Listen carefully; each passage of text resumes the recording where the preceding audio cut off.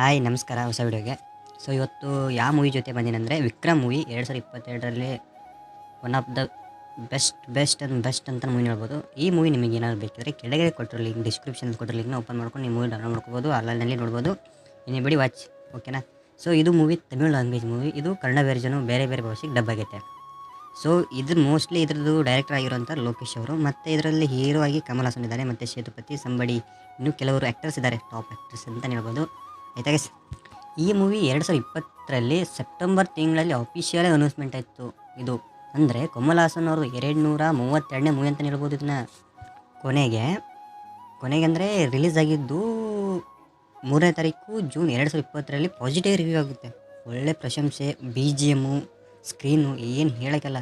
One of the highest ಅಂದರೆ highlight ಆಗಿರೋ movie ಇದು. ಆಯ್ತಾ ಗೈಸ್, ಅಂದರೆ ಇವರು ಪ್ರೊಡಕ್ಷನ್ ಯಾವುದಂದರೆ ರಾಜಾ ಕಮಲ್ ಫಿಲ್ಮ್ಸ್ ಅವರೇ ಸ್ವಂತ ಪ್ರೊಡಕ್ಷನ್ ಇದೆ. ಅಲ್ಲಿಂದ ಇದು ಮತ್ತು ಬ್ಯಾನರು ಎಲ್ಲ ಒಳ್ಳೆ ರೀತಿಯ ಪ್ರಶಂಸೆ ಸಿಕ್ಕಿತ್ತು ಅವರಿಗೆ. ಸ್ಟಾರ್ಟಿಂಗ್ ಬಿಗಿನಿಂಗ್ಸಿಂದ ಒಳ್ಳೆ ರೆಸ್ಪಾನ್ಸ್ ಸಿಕ್ಕಿದೆ.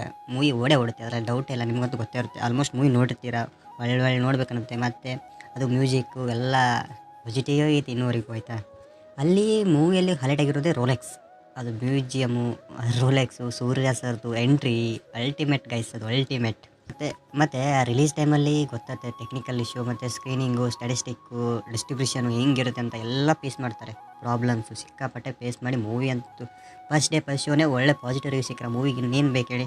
1-2 ದಿವಸಲ್ಲೇ ಗೊತ್ತಾಯ್ತು ಮೂವಿ ಸಕ್ಸಸ್ಫುಲ್ ಅಂತ, ರನ್ನಿಂಗ್ ಸಕ್ಸಸ್ಫುಲ್. 2022ರಲ್ಲಿ ಒಂದು ಒಳ್ಳೆ ಧಮಾಕ ಆಯಿತು ಮೂವಿ ಅದು.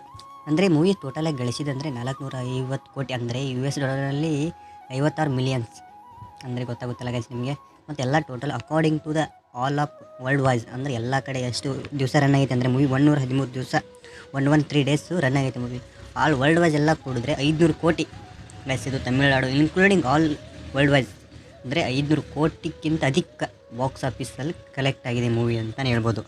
ಅಂದರೆ ಬಜೆಟ್ ಹಾಕಿರೋದು 120 ಕೋಟಿಗಿಂತ ಕಡಿಮೆ, ಆದರೆ ಕಲೆಕ್ಷನ್ ಆಗಿರೋ ಲೆಕ್ಕ ಹಾಕಿ 500ರಿಂದ 600 ಅಧಿಕ, ಅಂದರೆ 500ಕ್ಕಿಂತ ಜಾಸ್ತಿ ಆಗಿದೆ. ಅಂದರೆ ಸಾಮಾನ್ಯದ ಹಾಕಿರೋಕ್ಕಿಂತ ಡಬಲ್, ತ್ರಿಬಲ್ ಪಟ್ಟು ಅಮೌಂಟ್ ರಿಟರ್ನ್ ಕೊಟ್ಟಿದೆ. ಅಂದರೆ ಮೂವಿ ಯಾವ ಮಟ್ಟಿಗಿದೆ ಅಂತ ಲೆಕ್ಕ ಹಾಕಿ. ಅವಾಗಲೇ 2022ರಲ್ಲೇ ಈ ಥರ ಕಮಾಲ್ ಮಾಡುತ್ತೆ. ಮತ್ತು ಒಳ್ಳೆ ರೀತಿಯಿಂದ ಹೇಳಬೇಕಂದ್ರೆ ಕಮಲ್ ಹಾಸನ್ ಸರ್ ಅವರಿಗೆ ಒಳ್ಳೆ ಕಮ್ಬ್ಯಾಕ್ ಮೂವಿ ಅಂತ ಹೇಳ್ಬೋದು ಇದು.